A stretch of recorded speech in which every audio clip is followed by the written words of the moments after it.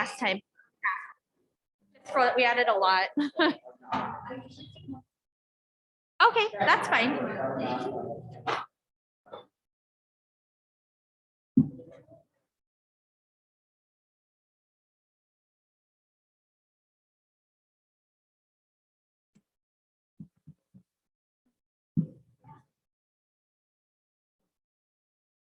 Yep.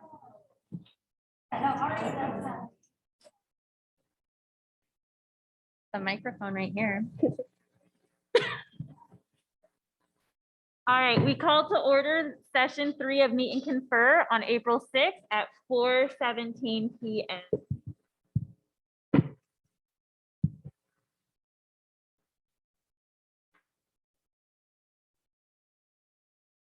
So we'll go ahead and start with introductions. My name is Martin.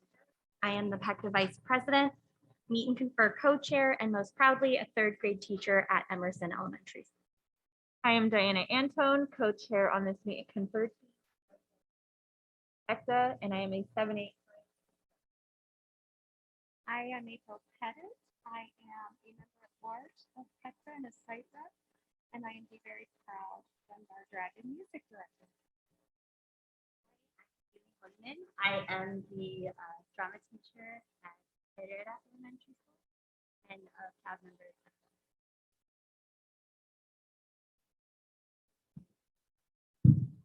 Damon Norris, Director of Budget and Finance. We will have Director of Acceptance and Services, Alicia Zelvis, here shortly. She is finishing a phone call.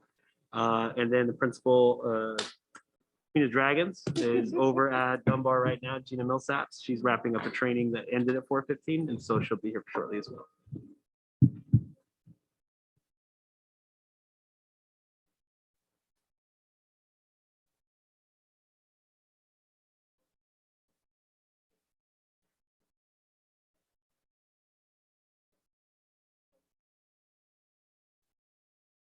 Yeah, let's clarify just what the agenda and the order is for today.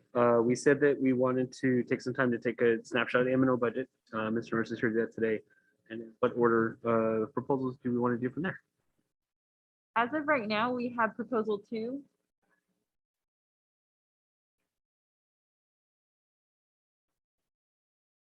Followed by proposal 4, 1, and a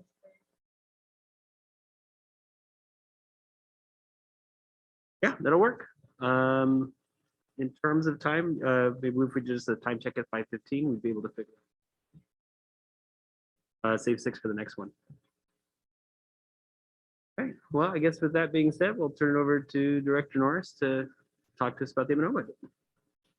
Good evening, guys. Thanks for having me here tonight. I appreciate the hospitality of you guys having me here tonight. Vic asked me to provide you guys with the snapshot of our M&O budget, which is the main budget, as you guys know, for the school district's operations. I did want to keep it in the same format for those of you that have been here in previous years, so I'm not confusing anybody, including myself, with a new format or trying to change anything. So we wanted to keep it pretty standard. I apologize, but my eyes are horrible and I cannot read that screen, so I'm going to be looking down at the same thing in front of me, but wanted to go through some of the different things that we can see as we look at our M&O budget. So for starters, I'll start off in the top right quadrant of the slide there with the total M&O budget, including carry forward in millions. In 2022, our projected budget is 52.9 million. Let me be clear to say that's projected because we still have one more revision that's required in May. And so that number may change, albeit not drastically, may change here in May. And so our percent of salaries that we use the budget for M&O this year in 2022, as it stands at 52.9, would be 86% of our M&O budget goes to the salaries and benefits of those here at the entire district. Sorry, these masks make it hard for me to read for sure. So a couple things that have gone on. So the starting point of what has caused some issues and caused some relief in different ways. So we did see per pupil funding go up. We did see base salaries go up. We did see funding base levels and then base level support, sorry. And then Prop 301, as you guys, for those of you guys on the Prop 301 committee, may know that we got some one-time funds that were in there for this year. So that was kind of a nice little, as I like to call it, treat from the state. So that's the positives. The downside of things that's happening that I'm dealing with on a daily basis and trying to mitigate is our enrollment. As you guys know, at the schools, our enrollment is down. Our ADM is down. Overall staffing, if you guys go anywhere, you can see staffing is very hard to come by in some cases. Trying to get new people to come in, and so forth has been a challenge. Our title funding at the present time is what I'm going to classify as a potential threat. We still haven't gotten full information. There's some conflicting information as to where title funding is going to go. I'm going to list it as a threat. And the reason why I will list it as a threat right now is for the factor that our ADM and our enrollment continue to decline, which means even if they increase title, our numbers will go down. They just may stabilize because of the increase. Of course, end of TIF is a big issue. And then insurance costs have come down as well, and which is a good thing, bad thing at the same time. And so, and just to clarify that comment, insurance, every time it comes down, it usually rebounds at some point in time. So as a insurance user and myself, I don't envy that part of it. So the 2020-2021 budget, there were some revisions to it. And let me precurse, I think most of you guys know, I was not here last year. I started in July, after July 4th, I think it was July 5th when I came in. So some of the stuff I had to do some research on. So if you ask questions, I may not have exact answers, but I will go get answers for you if you do need them.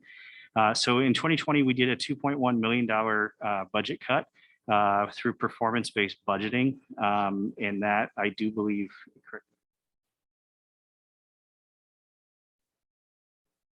Most of those $2.1 million budget cuts were to programs at district level. Special area teachers that were consolidated at some of the campuses would have been something. thank you very much. We did have a $400,000 increase to DAA, which we did use for capital projects in the district. But again, we did see another declining year last year in our ADM going into this year. So revisions this year, for those of you that were watching in December, I came to the board and explained that we had to take a budget cut due to lower ADM yet again, not to sound like a broken record. $625,000, we were able to do so by not having to change any sort of staffing because we were able to take that from either unfilled positions or savings that we were able to identify and not have to spend. So we didn't have to worry about changing staffing expectations. We do expect, and I should say May is a required one by the state, but we do expect a May revision budget. We do expect that to be a downward budget. I will say that AOI enrollment is down from where we had projected it to be. Non-AOI is stable. I shouldn't, but it is stable from our December. They are doing ADE. If you're not familiar, does adjustments and we submit corrections and different files to the state. And so we actually get the actual ADM on May, somewhere in the second week of May typically. And that'll tell us where we've got to do the revision. So that is coming with things going on at the state. ADE has informed us that they're going to be a little bit slower than normal. So that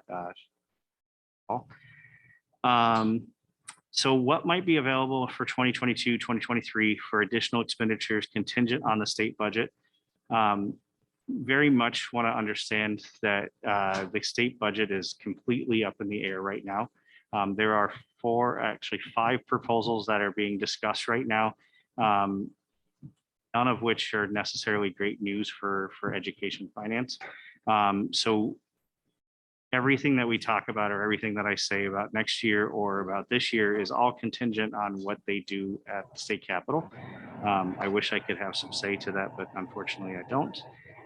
So we are going to have a carry forward or a savings due to open positions and other savings, as well as unplanned or a planned budget carry forward. We're looking to use that in various ways. So that'll be $2.7 million. That's for compensation, or that part of the carry forward will be for compensation. That's for support staff and certified. That comes from our M&O funding. It comes from savings as well, as different programs and different things that are going around at the district. We're anticipating about a $3 million budget carry forward over. And so that will not be available in the future. It'll be used to offset ADM losses and higher expenses due to our wonderful friend inflation. Unfortunately, inflation goes away, but prices still stay the same. They don't tend to go down typically. Potential increased revenues from Prop 301 with increased tax generation for which now falls under AEL. I was on a phone call, well, 2 phone calls yesterday.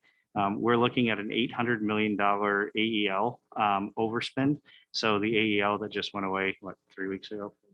Is back. Welcome. And so that's going to be a fight coming up as well. And then current proposal right now is from the state a 2% base funding inflationary increase.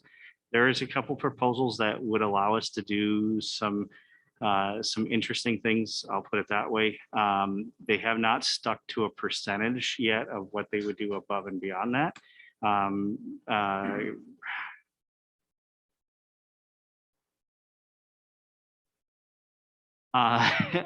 Is working on a plan that would inject anywhere between 700 million to $1 billion into education.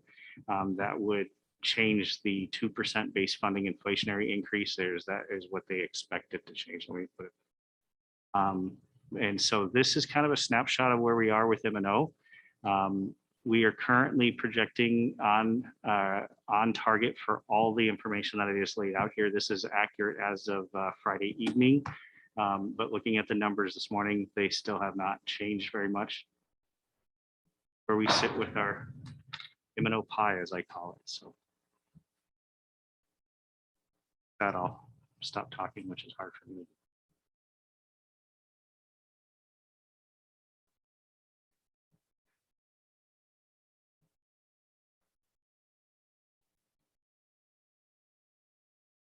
I know I asked this question. I had asked, the 14% carry. That 14% will not.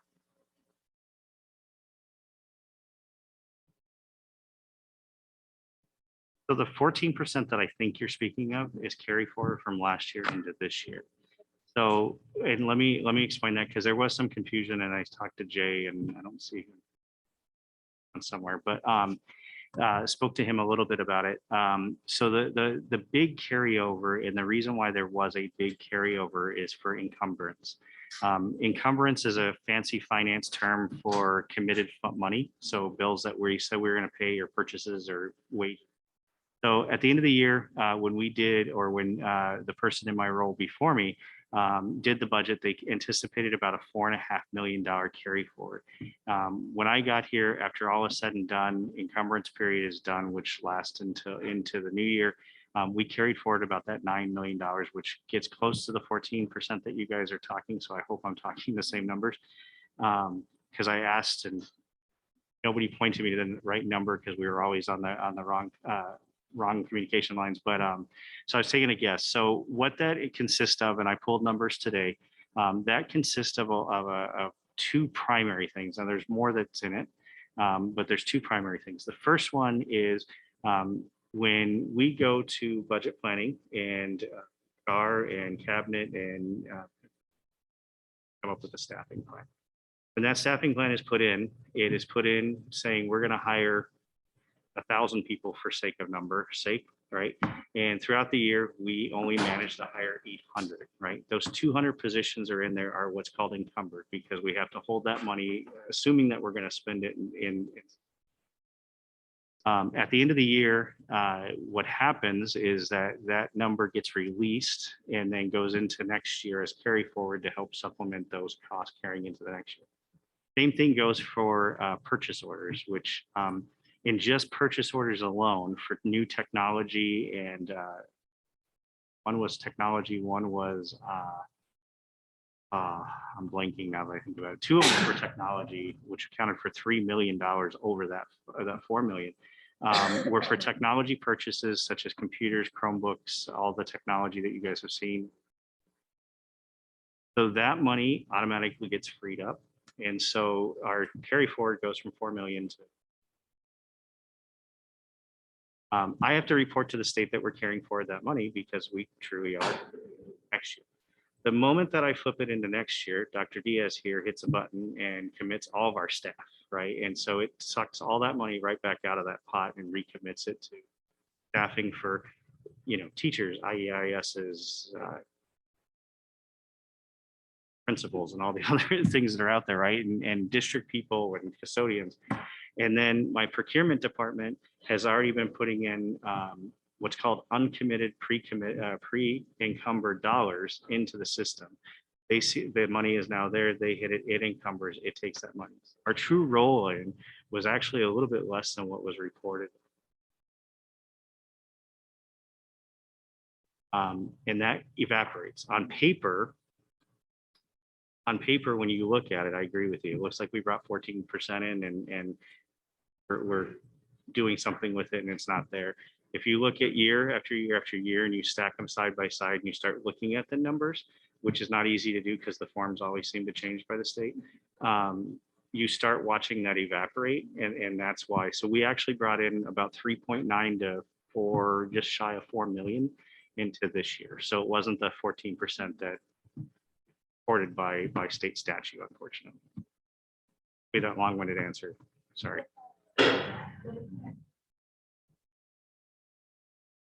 True rollover or total rollover? Okay, so true rollover. I'm trying and anticipating to try to get us in the field of $3 to $5 million. And let me explain that dollar amount. So the 2.7 that we have set aside for compensation, right? So I know I need to get to 2.7, and that number is a rounded number. So there's that goes under that number too. The $3 million is what I will call savings and emergency funding, which I know I've talked to some of you guys at different things. And so we have to have set aside for us to operate. So for AEL, for example, everybody was panicking. My team was panicking as well, that we were going to have to shut down schools because the amount that we were going to have to give back or not use was the exact amount of operation dollars for the rest of the year. But by having funding and having savings such as this money, we knew that we could get us through the last day of school, which means no single student would have lost education. It may have looked different after the last day of school, but at least we would have gotten all of our kids through the school. And so these are operational savings. They're also operational changes. So something comes up with a program, I'll pick on the autism program for a second. Something comes out, we really need to go get it. It's not committed in the budget process. Those are monies that I can then turn to and say, okay, we have this money set aside that is the emergency fund, as Dave Ramsey would call it, if you will. So that is what we're looking. The number may be a little bit bigger, just for the simple factor that we have a lot of open positions. I have my team trying to clean that up so I can give you a better estimate, but at this point, that's where we're sitting at it.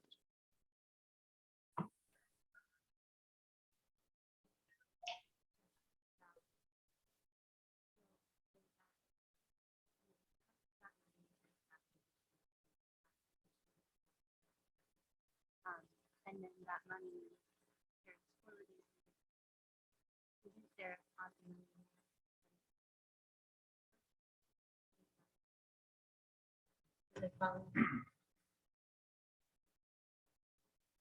Simply put, yes, it should be, but that's not how school finance works. So the money that is encumbered for a job, let's just say your position, right? You said you're a teacher. And so we have a teacher position at So that money plus all your benefits and all your fringe benefits. What happens is we have to figure out how to staff your classroom or your classroom for this position. That may mean that I have to go out or have Dr. Diaz go out and hire two IAs, sorry, is that right? Okay, Ooh, thank you. So instructional assistants to cover that class while having your partner teacher, and I'm so not an academic, so I apologize. I'm trying to use an example and I'm not good at that. Partner teacher covering the two classes, and that becomes a common. Some of that money goes to pay for, some of it goes to pay for curriculum or needs. So what will happen is if that position is ever frozen or that money will free up, which then shows up carry forward going into next year, which I'll call your carry forward in a sense of things when you start seeing, like if we were a department store like Macy's and we shut, that money becomes fungible at that point, right? Where are we going to put that money? District has not reduced headcount for a lot of reasons, which we believe in quality, right? And so that money, even though we don't fill the position today, still goes forward. And everybody, for the most part, I shouldn't say everybody, in past years, we've been seeing stipends. Four-letter word, that's not a four-letter word to me. Create more stipends, that money gets taken. Long-winded answer, but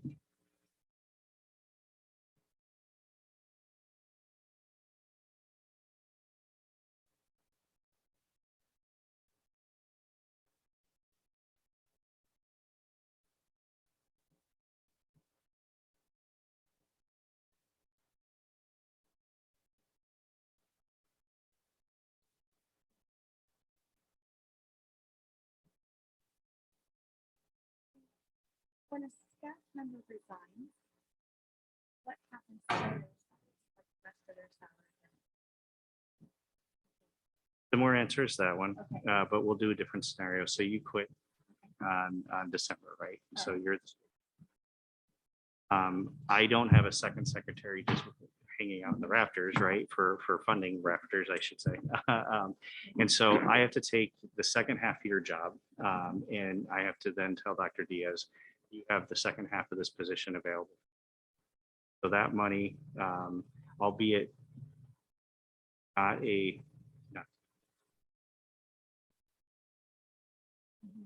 great if that's how it works sometimes, but so there might be a small smith, kind of like what I'll call that money, depending on how much it is, will either in a carry forward or had to pay a stipend for a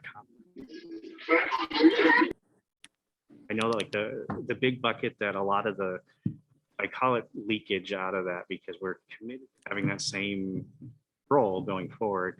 And so, sorry, I am not good with microphones.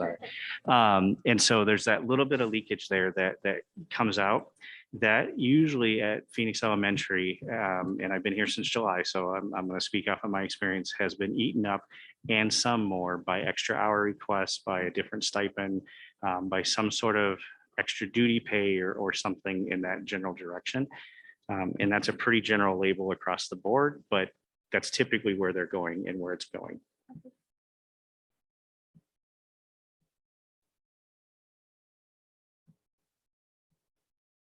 The other place that it might go, just to answer that question, is those budget reductions, right? We reduced our budget 625. I don't think anybody noticed it. It wasn't like, hey, we don't have money for copy paper the rest of the year. And where that happens, right? Or the sub budget's out, so no more subs. The reason we can take that 625,000 reduction are cost savings from things like vacant positions. So when a position's vacated, what we're currently doing is we kind of like, it's not a hiring freeze. We've called it a chill, where we're taking a really good pregnant pause to say, is this a position we absolutely have to staff? If you're the only 7th, 8th grade math teacher in school, yes, that's a position we absolutely have to staff. But if the class sizes would bear, hey, we can consolidate these classrooms and stay under the PTR that's approved, that's the kind of consideration that we have. If it isn't filled, it's either because we can't find somebody, and that has certainly happened this year, or we are able to recoup those savings into our budget loss because of declining enrollment. So it's not as though that money just all of a sudden swims out into the ether. Sometimes it just gets absorbed back into the carry forward that we need to use to offset the ADM. When we don't do that, we may find ourselves, because the other sort of elephant in the room is of course current year funding, where we don't get funding for a year anymore based on prior year. We're getting it based on prior month. When you operate too thin of a margin, Murphy had this problem, I think 3 or 4 years ago, where they were going to have to furlough staff because they were going to bounce paychecks. We don't have that kind of risk here, just because we're able to carry forward that sort of money or that amount of money. And if, like I said, if it becomes vacant and we can absorb it in a more carry forward, that's great, because now it just gives us that much more of a cushion.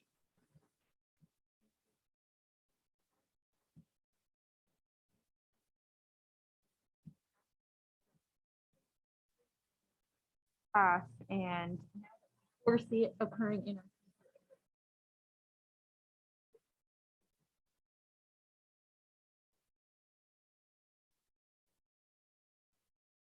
So the fiscally responsible and the fiscally conservative part of me is screaming, say yes.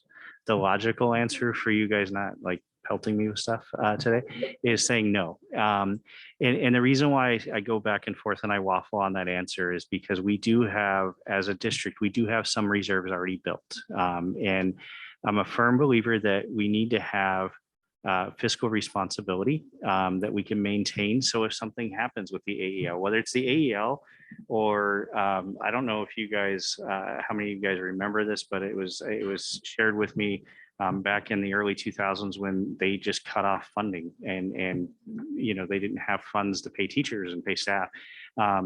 My goal, I like my paycheck, you guys like your paycheck, we all have to eat, the kids have to get educated. I want to have a safety net that is a sensible, reasonable safety net for us to have. And right now, with the reserves that we have and the current expenses that we have, I feel very comfortable taking in about $3 million in carry forward. Ask me, I would absolutely love to get to a place where we have 6 months worth of operating capital, right? We're in education, we're in Arizona, never happened, right? And so my goal is to give us a comfortable cushion so that I don't have to go in front of a camera, or you don't have to go in front of a camera and tell a parent that their kids can't come to school because we can't pay our teachers. And so that's where I believe it's sensible and reasonable to carry forward the 3 million. I could see us upping it a little bit if we see a huge threat coming, and that will depend on what happens downtown with the funding. If they start attacking some of our funding mechanisms, which is some of the talk of getting rid of M&O overrides and bonds and these different things, then that's a whole different conversation. But I think that's a whole different time and place that we would have this conversation under different circumstances. But for now, I think we're being fiscally responsible carrying that in.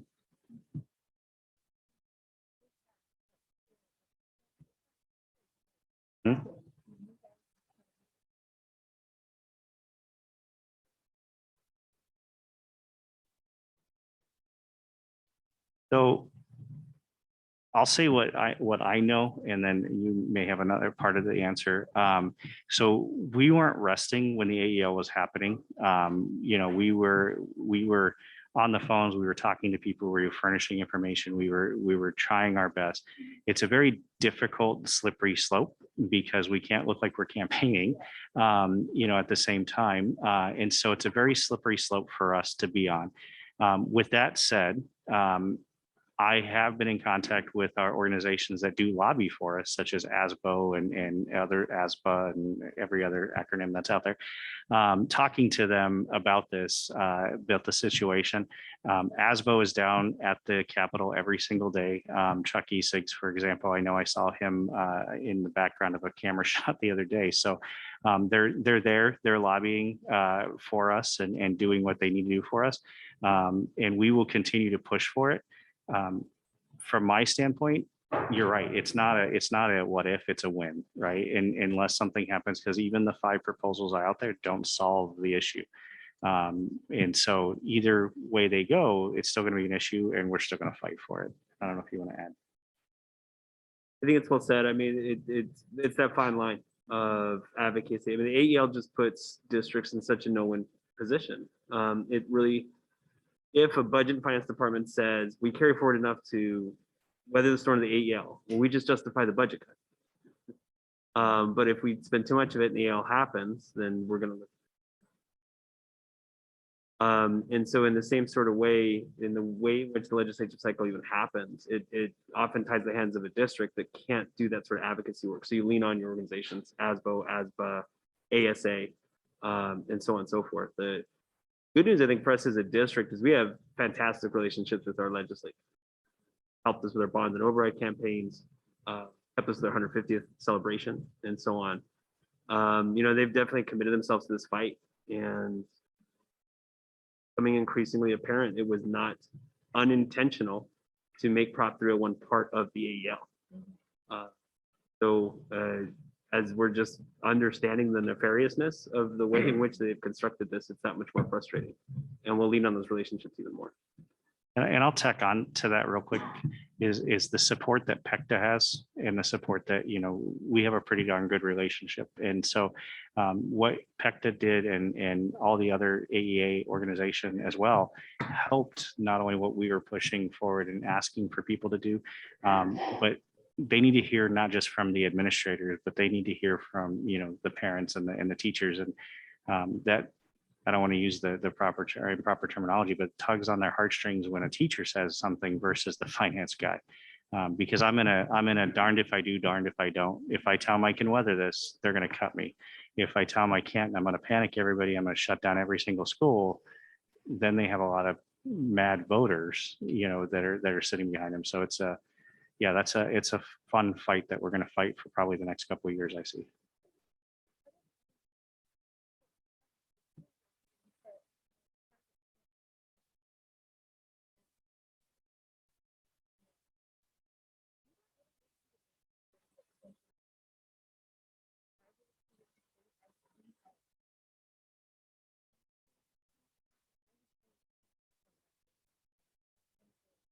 Mentioned our parents, getting our parents.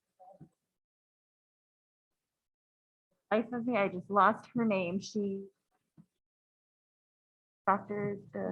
Yes, you know, I hear she's advocating out there.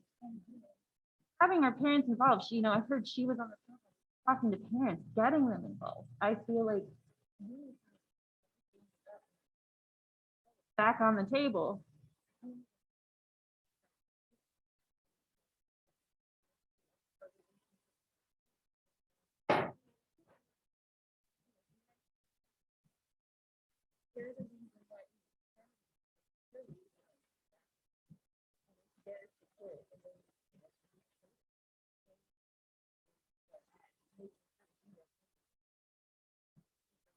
That's just one thing I would hope that we do earlier on.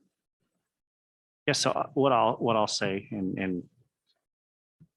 what I'll say is I do believe there's always a mission critical debrief after the fact, right? Of what we did well, what we did wrong, and the criticisms, not just internally of what we think, right, but of what teachers think, what you know, what administrators and what parents think. And we do hear the feedback, and we are revamping things to do it. Look, I'm a parent too. My kids don't go to this district, unfortunately, because I can't be down here, but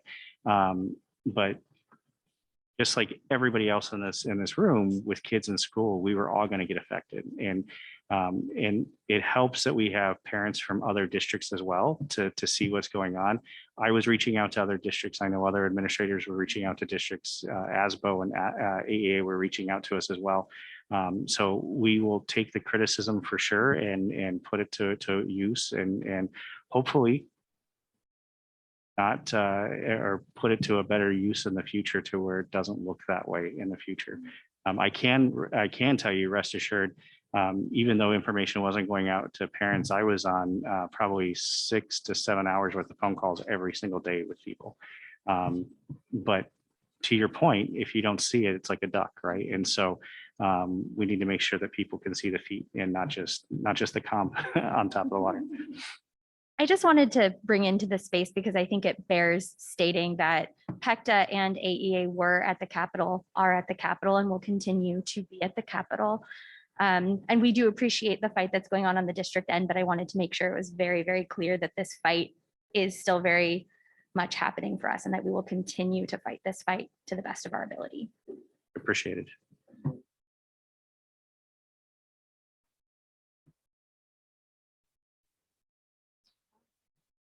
One final question that I did have is when we were preparing for this meeting and looking at the how budget compared to other budgets and other carry forwards, it appeared to us that it was like a very fiscally conservative district. Do you agree with that statement in that our carry forward, what you're calling true carry forward is more around 7-8%, and the other districts you're looking at like 5%. And there used to be a law, I think I'm wrong, but I think there used to be a law that there was a 4% allowable carry forward. There used to be a cap. And I apologize, I don't remember when that all changed, and I can go and find that and give it to you guys if you would like. There used to be a cap. It is my understanding. It was before I got into public, what I'll call public education finance. So I don't have the date off of my head. We are a fiscally conservative school district. And what I will tell you is that we are a fiscally conservative school district that's not rifting teachers, that's not closing schools, that is not doing anything that you see at other school districts. I can look at budgets, and I talk to school finance leaders across the state and actually across the country. And I can look at districts that are carrying forward little or God. Thank God I did not go to school here for you guys, not a testament, but smaller carry forwards coming in, right? And smaller percentages. Those same districts are closing schools, laying off teachers, laying off staff, higher class ratios. It's my understanding that our ratios for our teachers and student ratios have not changed very often at this district. And so when I look at it, it's fiscally conservative, which to me tells me that we care about quality, and we care about quality in the classroom, quality coming out of the classroom, and teachers and kids coming out of the classroom and what's going to them. So I am traditionally fiscally conservative because I want to be able to come to you guys and say, hey, the AEL is happening. We can make it. We can figure this out. We can do this. Or I can be unfiscally conservative and come to you guys and be like, we got to shut down everything. And to me, I can't do the later. So I wasn't here for previous budgets in previous years. But I can tell you that Janice Durham, who was here before me, was fiscally conservative as well, and tried to set the budget or set the district up for success. So I hope that answers your question, but yeah, that's where we're at this point.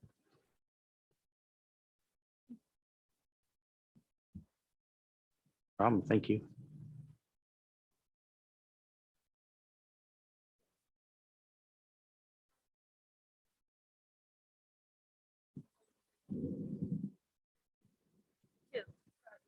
Yeah, I think so. And we'll keep Damon here too. We thought it'd just be helpful. Just let's start big picture, right? Understanding what's available. Yeah, sorry, Dan. Just what's available and what we're working with, just as we start to think through each of these proposals.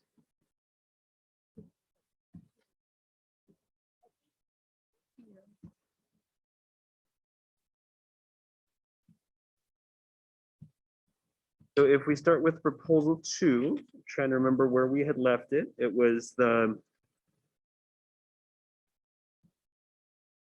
Yep, and at Monday at 5, we were going to get revised language on the proposal and information about other districts that perhaps could be a model for this.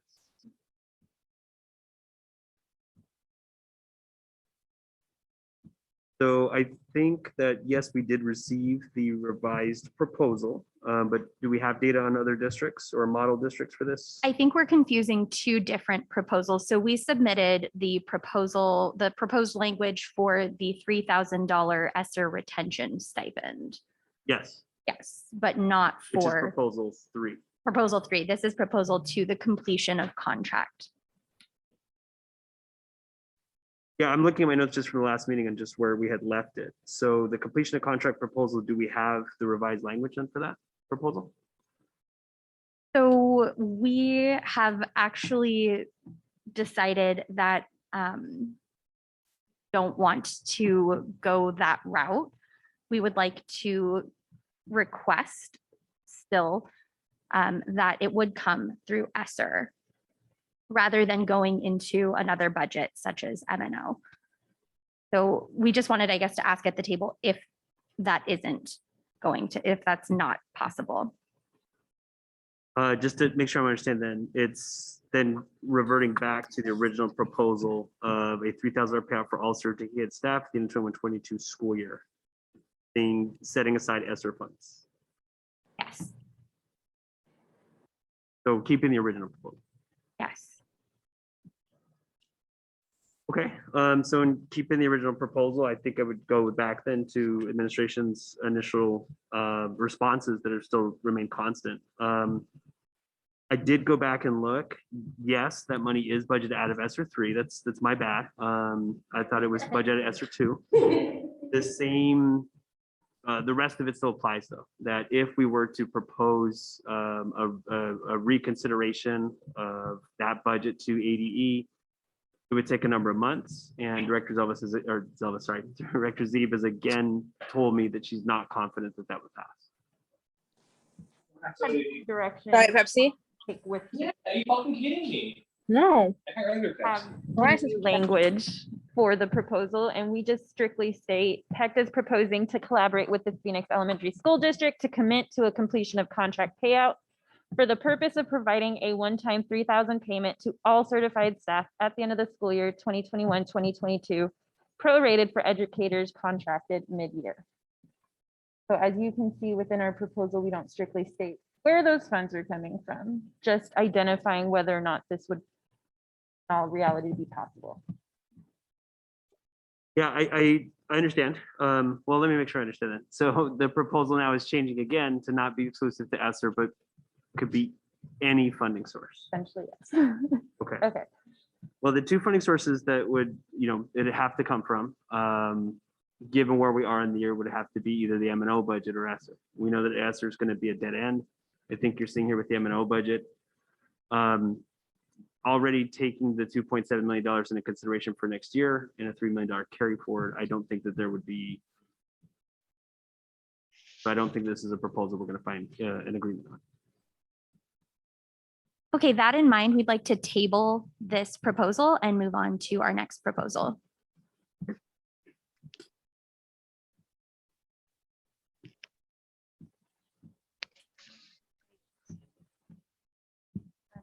the next proposal that we are proposing is number 4, which is a base salary increase of $3,000. And we did have a question that we wanted to ask. We know there was a $1,500 base salary increase proposed from the Prop 301 committee.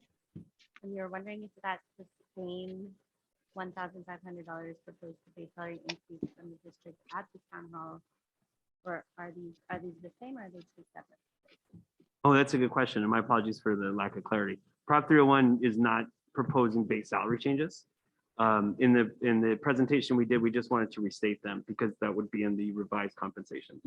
So it's the same. $1,500 to the base salary plus the tip 5 money that would come in at M&O. Okay. All the Prop 301 went into the retention stipends and the PDC, not anything that would adjust. Thank you for that clarification. So then our ask is for a $3,000 base salary increase.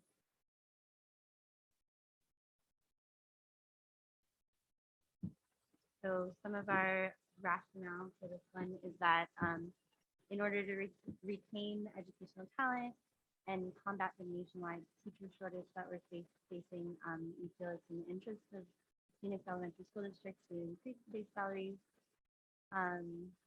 Staff are interested in more permanent solutions rather than stipends and fixes. and employees deserve transparency and sustainability for their families.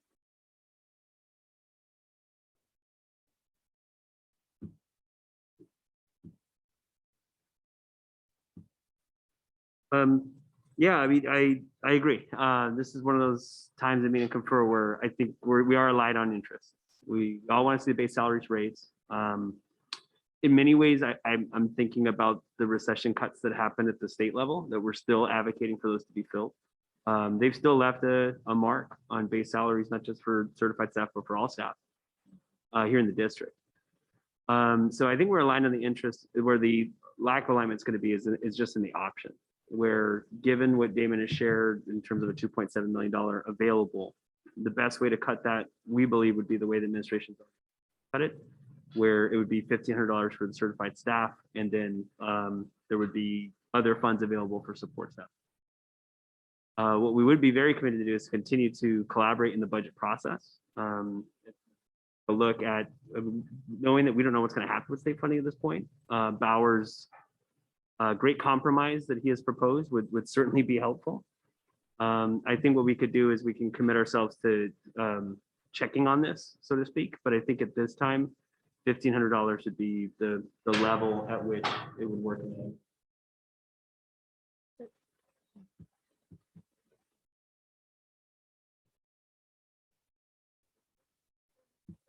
Total with that stated 1,500, we're just additionally adding 1,500, so that in total, it would be total 3,000. Can I ask a follow-up question? How much was the cost to the district to make that $1,500 base salary increase? Yeah, the 1,500 base salary increase is budgeted $829,000. But then the TIF 5 on top of that is another $270,000. So all told, it's $1.1 million.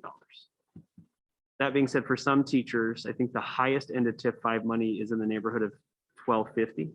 So if you look at the 1,500 plus the $1,250, certain educators would experience a $2,750 base salary raise from those two.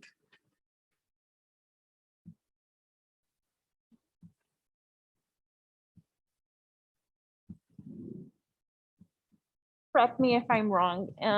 I was on the Meet and Confer team last year, and I recall, and like I said, correct me if I'm wrong, I recalled conversation on potentially increasing our classroom site funds. Does that ring a bell? Whatever happened to that? Yeah, it happened, but not through the base salary function of classroom site fund, because this time last year, we didn't know that we were going to get rid of the buckets and that we were going to have, all the flexibility in the world. The 301 committee could consider in future years, because we've already proposed the plan for this year, instead of doing a retention stipend, put that into that base salary adjustment. I think you're going to see that many districts, that's exactly what they're doing with these carry forwards. They're not doing it in the form of a retention stipend or in PVC. They're doing it as the base salary supplement. The fear with that, I think the Prop 301 committee's had, and April's been on it, is that a sustainable source of funding that we can count on from year to year, so that we're not coming back to the table saying, actually, your base salary is going down next year because classroom site fund can no longer sustain whatever we put into the base salary supplement. Knowing what we know at this point, it feels like Prop 301 will still have a healthy revenue next year. I don't think it's gonna be quite as high as last year, where it was almost, I think it was a little more than $4 million, and it's usually 2. Knowing though that Prop 301 is underneath the AEL, that's what gives the sort of chill and pause. Is the legislature going to continue to fund Prop 301? Well, the legislature doesn't do it. We do it as voters, but is the legislature going to start to pull back base level support as the 301 money? Another year under our belt, I think we can be back here in the fall of next year with Prop 301 committee, and we would have that much more data to look at. Should that 1,500 be increased to 3,000 or 4,000, or I'm seeing some districts saying as high as 6,000 is what they're going to put as their base level. So I don't mean to take away from Prop 301 and all the hard work that they've done, but why not to base salary? When I look at these retention stipends, you clearly state these are for 3 years and at exponential costs. What would, when I think of longevity for our teachers, Doesn't the base matter more in the long run? Yeah, no, I think it absolutely does. The 301 committee is very focused on sustainability. And so knowing that there was a burnout rate of these retention stipends where it was eventually going to run out is one of the things that set the levels of it. But with the 301 committee and PECTA has 3 spots on the committee. PECTA wanted to bring in a 301, you know what? We're done with retention stipends, start putting it all in the base salary supplement. That's what those 3 seats are for. I'm very proud of the 301 committee. I think it's one of the best functioning committees we have in the district. Don't make it perfect for everybody. I did tell the committee that the first 2 emails I got was somebody saying 6,500, that's not enough. It should be double that. And the next person saying that's not fair because it's too much. And so I said, if you're making those 2 people upset, you found something in the middle.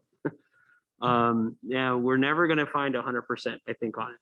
But knowing that that's an annual process, if that was something that reps want to bring to Prop 301, as the co-chair, I'm all for. I'm looking over to Aaron. We try to play like a sort of facilitator role in it, and so we're open to ideas. This was just the best idea the Prop 301 committee had this year. So to kind of go back to that 1,500, there is money in the carryover. We want to be smart. We want to prepare ourselves.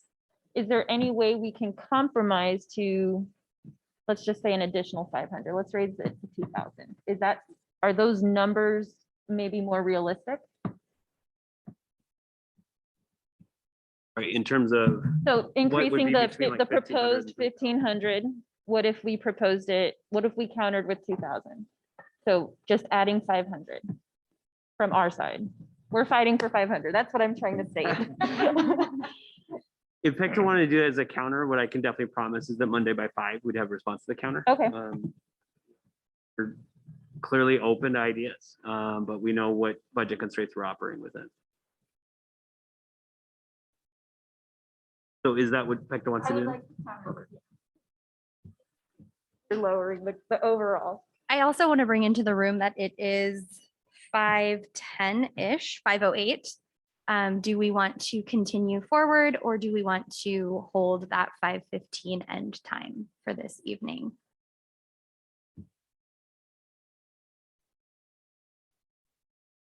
Dare I say we could talk about proposal 1?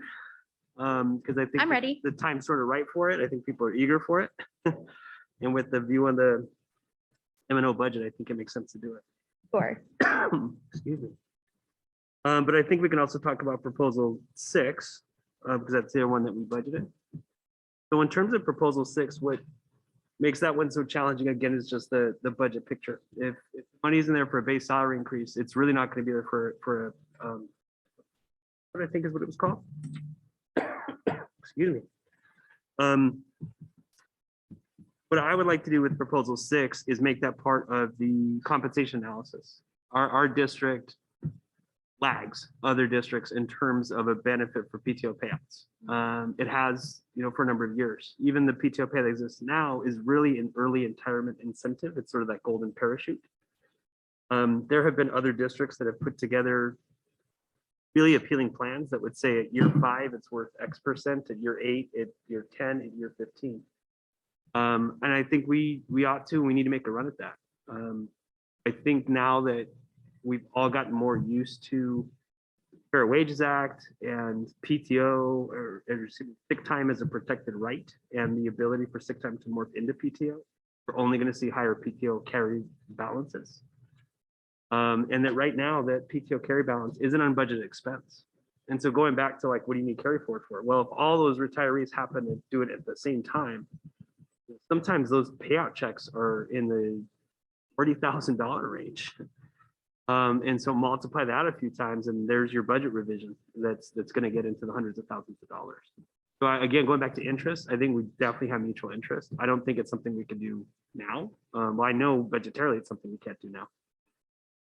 But I would want to make this part of the compensation analysis. And I would also be interested in hearing what other, I don't want to say necessarily, I guess like fringe benefits other districts doing that we can, for a long time, Phoenix Elementary has just been about base salary and 301. Then we brought in TIF 4 and it was base salary 301 and TIF 4. Now we're in this sort of whole new world where what are some other things that we can look at doing for not just educators, but all folks. So yeah, so in terms of proposal 6, what I'd like to do then is propose that we put that as one of the charges of the compensation analysis.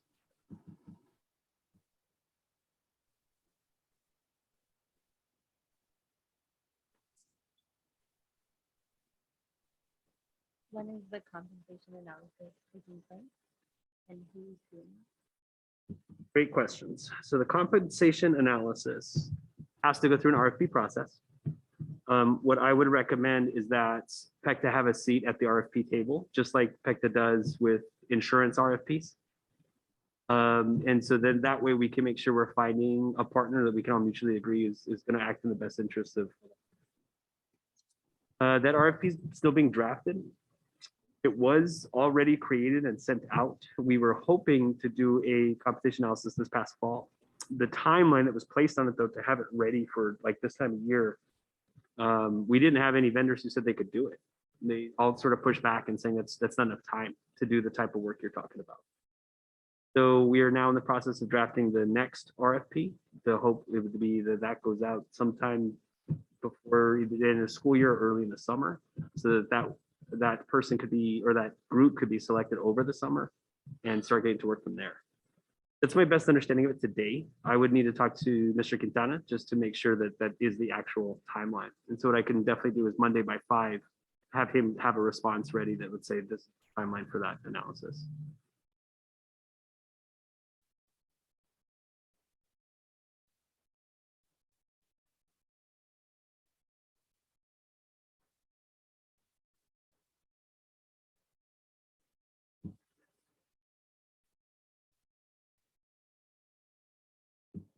Now, with the compensation study is going to be written, and I'm sorry, I'm working on it currently, so I want to just pipe in real quick. The way that it's being written is a total compensation review, not just base wages, but benefits, fringe benefits, who's offering what.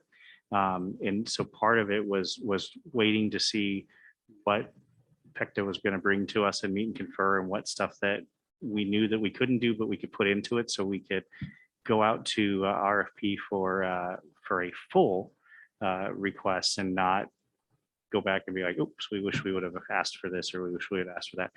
So it is being worked on, and we have been drafting it to be a total compensation. So looking at what I'll call the fringe benefits and the base salaries and so forth, hourly rates and so forth. All of that to tell us what surrounding school districts and other school districts hopefully are offering that. So we have found many districts that offer this to their employees, and we would be happy to share those with you. Many, many districts, and all of them surrounding us. The district I formerly worked for, it was your 5th year, you would now call. Correct. So that Gilbert took some very innovative steps to do this sort of graduated raise from 5 to 10 to 15 years. I don't know that we'll get the data on retention. Definitely get the data on here's. Yeah, if you have models that you would want to. But what we need to make sure we're doing with compensation is we're not continuing just to tweak. I've been here for 4 years, and every year we've discussed compensation, and ultimately these are in a 10% raise, although significant, right? It need to take a real holistic look at all of our compensation structures, because nobody seems to know when's the last time that happened. We haven't done a thorough compensation analysis in at least 20. Now that we are going to be, and I think one of the reasons that has happened is that we've been in a sort of luxurious spot with some of our funding mechanisms, knowing the hawks at the legislature and what they have their eyes on. I mean, we haven't even mentioned yet the threat of losing desegregation funding and what that would do to Phoenix Elementary School District. We need to get then clear on all these different compensation structures and how we can make sure that they're sustainable, are transparent, they're understandable, and they're appealing. They're appealing to people who want to work here or people who do work here. But we would want it to do all these pieces sort of at once in terms of a full consideration of things, as opposed to just adding a benefit here and there. You know, I know you mentioned the 5 situations that legislation that could drastically change our budget. Is it possible to get like a prediction on the good budget we could have and the bad budget we could have? I'm gonna call it good and bad. I You like know- your terminology. Keep it simple and straight. Yeah. So yes and no. Okay. So we are going through a budget process right now. It kicked off on June 30th. So we're in communications, sounds like we're still in Zoom, but we're having meetings with principals, administrators, district leaders and so forth, and drafting the budget. Traditionally, the budget is not passed in school districts until July.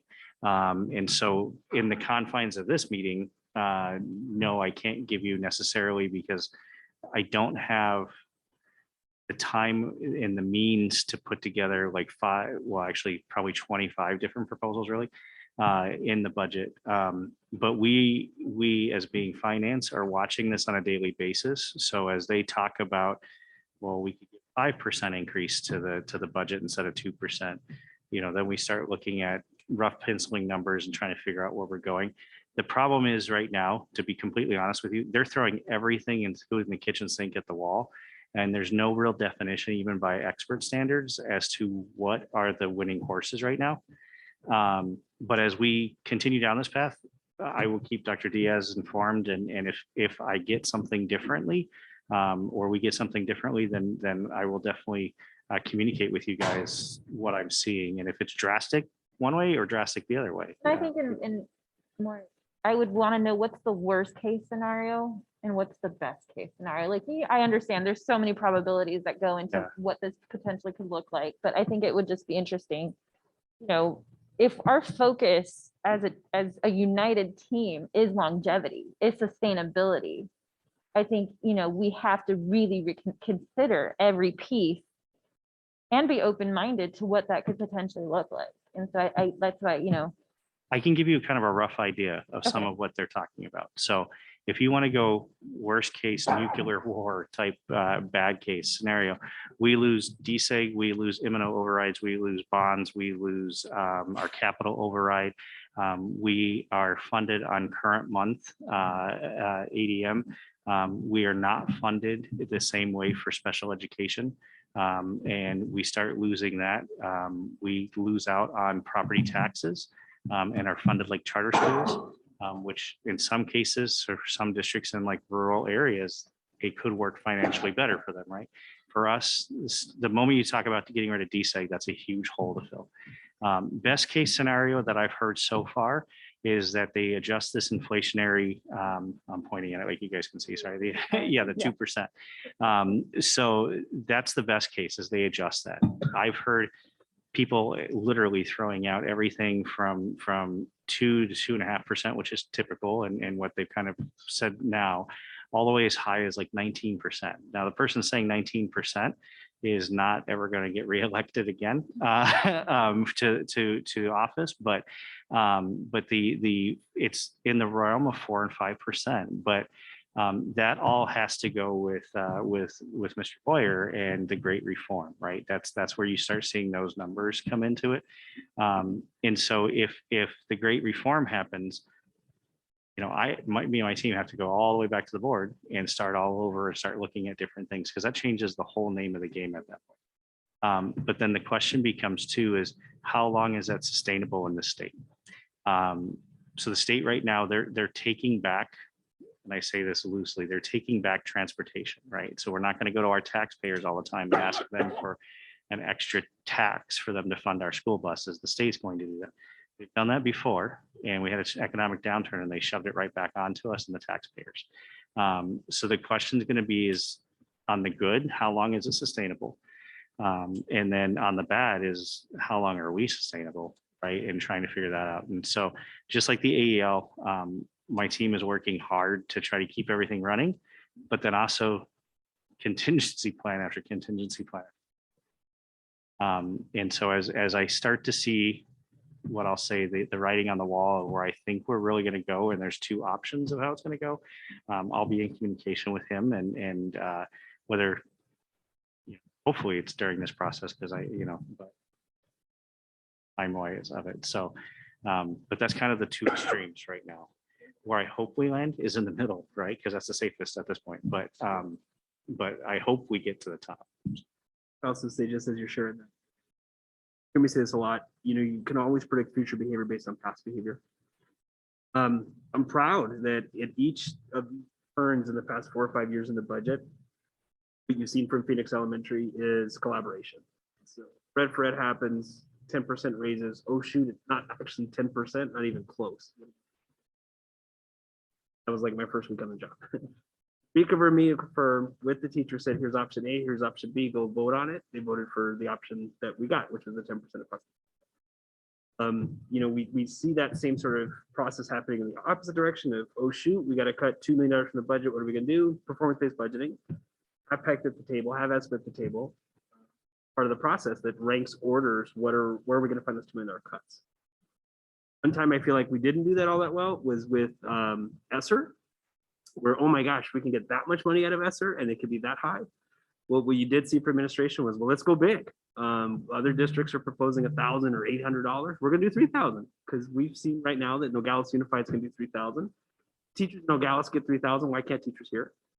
And so I think the same thing would happen here because I think the best case is the Senator Boyer plan. If that were to happen and we had all that extra revenue, I think we'd be right back over here to take it differently. What we would have to then consider at that point, though, again, how do we address this in a systemic way? How do we address it in a strategic way? That we're setting things up for the future, putting things in a sustainable and transparent place. I really feel that the compensation analysis that we've described is the way to. So again, what I would propose is that PECTA has seats on the RFP committee, not just the committee that would receive and discuss it. And so that way they can be part of selecting it. PECTA would also have a role to play in drafting out parts of the proposal in terms of this is what we want. One would certainly be this PTO. Coming back to proposal 1, I think what we would also want to propose is that the compensation analysis would include the various structures of compensation, like step schedules or stepless schedules. Right now, the pendulum is definitely swinging in the direction of a stepless schedule. You're seeing more and more districts go to that because it's a reactionary measure against in-state. Feels better and it works better for the employee year to year to be a stepless schedule rather than just hearing we're freezing your steps, we're freezing your steps. Yeah, to the points that you guys have made before, it's reactionary. How can we be more proactive? I think it's a very good time then to take proposal 1 and to put that into the compensation analysis. We don't just want a market study of what teachers across the board make. We want to look internally at, I'll hear sometimes people call it inequities. I'll call it like disparities or these loopholes that have now just been exacerbated unintentionally through the different tweaking of compensation that's happened. And so what I would propose is that for both proposal 1 and proposal 6, that those find their way onto the RFP process for the compensation analysis that PECTA would have a seat in.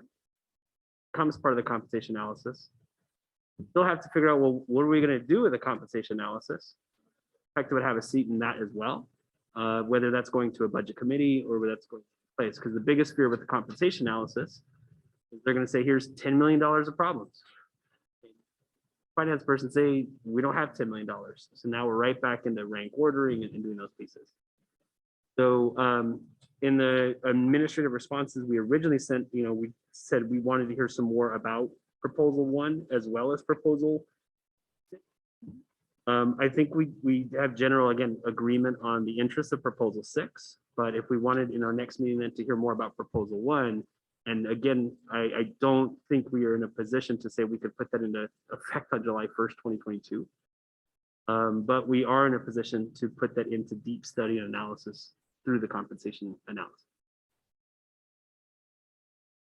So I hear what you're saying, but this is my 3rd year on the Meet and Confer team, and I'm almost certain that last year we agreed to a compensation analysis for this school year. And I understand that COVID kind of blew everything up, but sitting here as a teacher and, you know, our certified staff are, we're losing faith. I mean, to your point, Damon, we need certainty. We need to know at the bare minimum that we are going to have roofs over our heads and that there's going to be food for us to eat. And if we can't do that for our teachers, how are our teachers supposed to do that for students? I think that's fair. And if I'm remembering in the last agreement, it was to make it part of the Pathway to Success Committee. Right. Jettisoned off the Pathway to Success Committee. So we then tried to do a compensation analysis. Like I said, we did an RFP in October for it. We didn't have any vendors respond to it. And I think it's because we rushed it. We didn't have the full picture of what we were trying to accomplish. Being now that Pathway to Success has been put on hiatus, yeah, I think it's fair. I definitely understand. And I would, knowing that it's also 5:30, I think we could.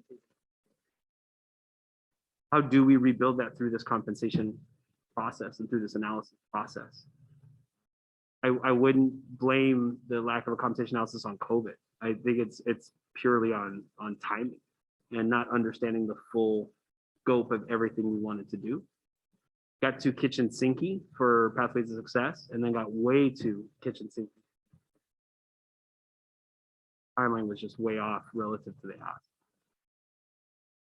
Monday at 5, I can get more information about the timeline for the RFP so that then we could be in a position next week.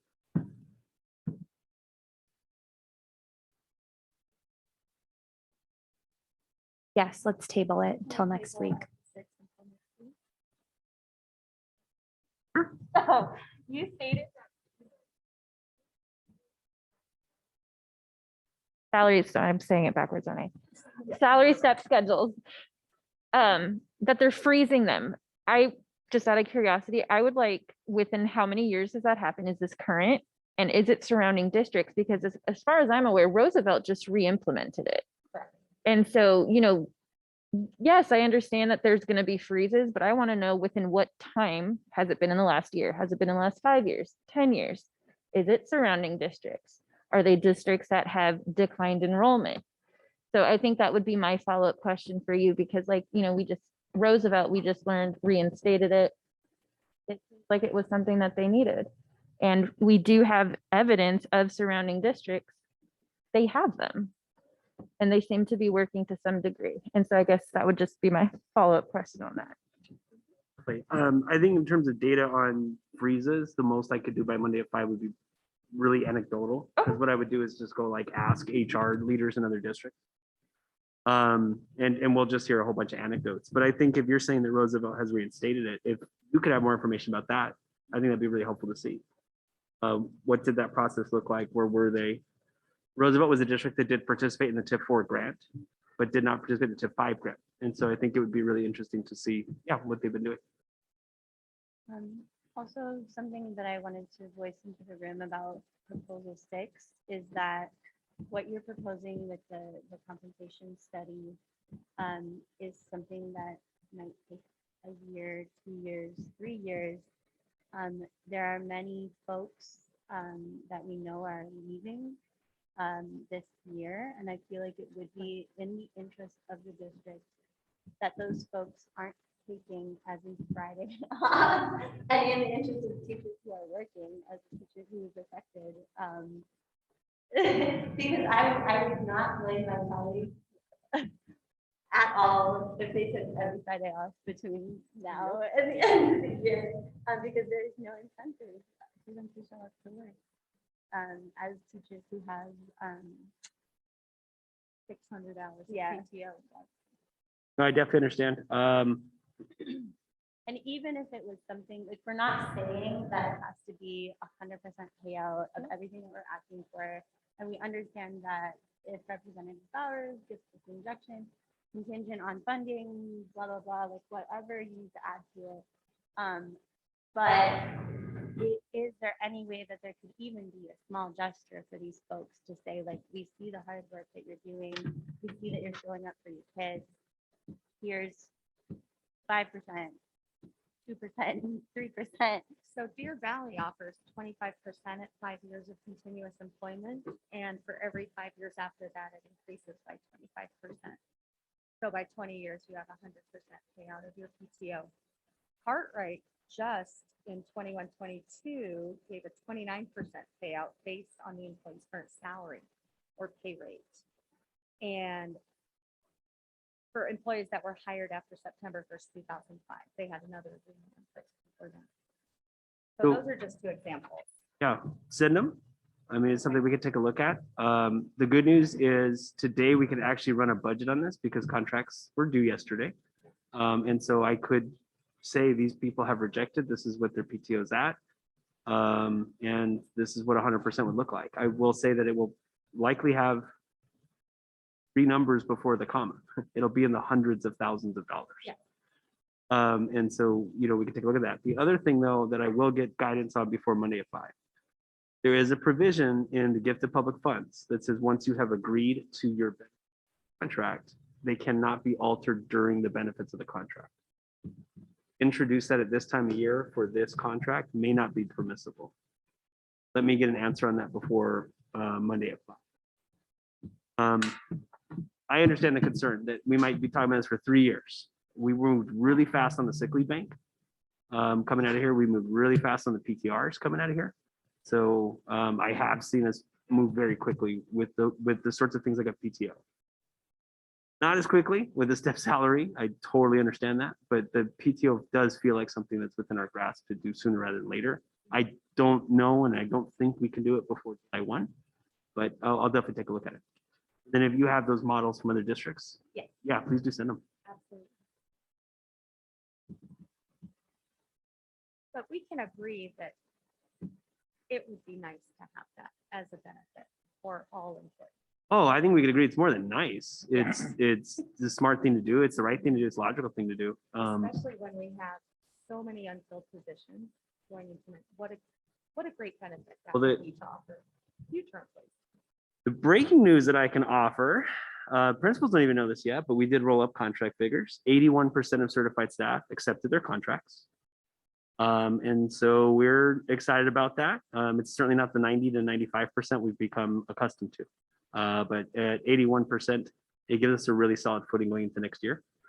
We are definitely going to be hiring though at 81% as well. So you could definitely expect more from that. But I can take a look at that 19% who did not sign contracts or, well, the other thing I would have to do of that 19%, I believe 7% are retiring. More likely than not, they will then receive the PTO benefit that's currently in place. So for those that do not receive a currently benefit from that 19%, I should be able to take it.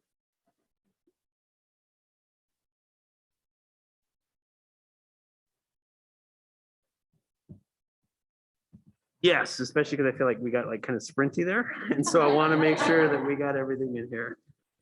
As we're doing that as well, just a housekeeping notice, and I apologize for this. I am not available 2 Wednesdays from today. And so I don't know if we would want to do a meet and confer meeting. Not that I'm the most important person in the room, but just as the administrative representative. Yeah, that would be the 20th. So just letting you know that we can talk about it more later. I just want to make sure that that was known.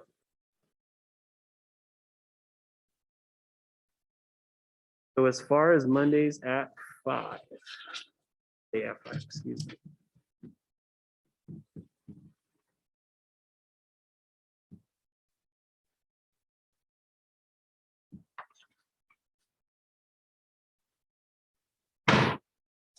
I don't think we have any takeaways from the budget presentation in terms of Monday at 5.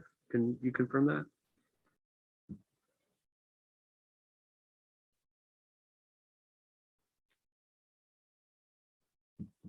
For proposal 2, we're tabling it, so no takeaways from that. For proposal 4, there's the counter of the $2,000, and admin will have a response Monday at 5 for that counter.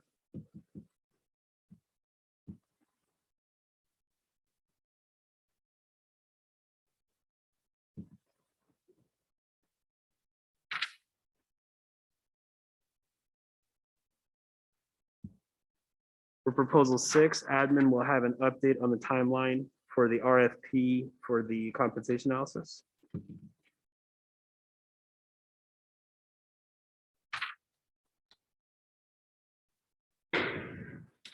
Also for proposal 6, admin will have a legal update or legal opinion on adding that benefit before July 1st.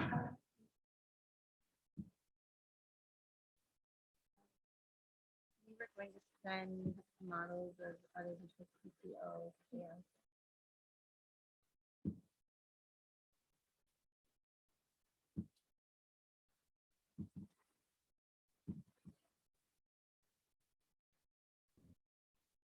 I think Monday at 5, I will be able to have the full picture of, again, what the 19% who have not signed contracts in the budget picture. But if I hear from the legal opinion, we can't do it, I'm gonna save our team the time. But if I hear legal opinion is yes, we'll take time to try to do that between now and Monday.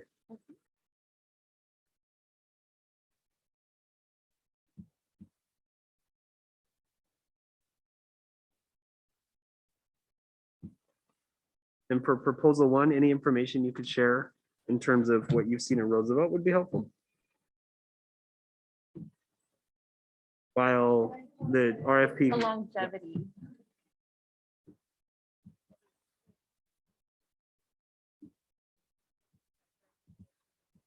yeah, that'd be super helpful.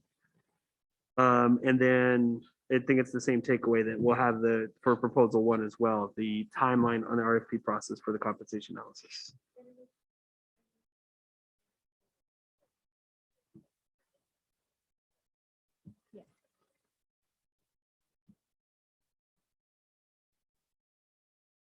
We'll be at a HR conference tomorrow. And so I will walk around the room asking people for those anecdotes.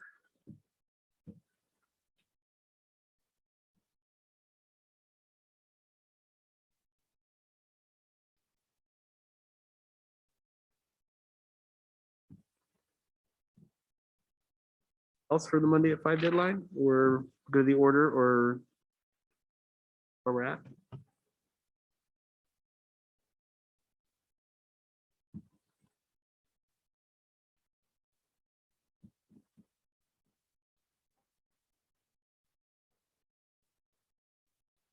Following Wednesday, we will go over with Ford, if the, with the counter from admin. Think by then we'll discuss whether or not we need to meet again. The last proposals, so, anything else that we need to discuss? Good, okay, Hector? You good? All right, so I will adjourn this meeting at 5:38 PM. Thank you all for attending. A paper copy. Electronic copy.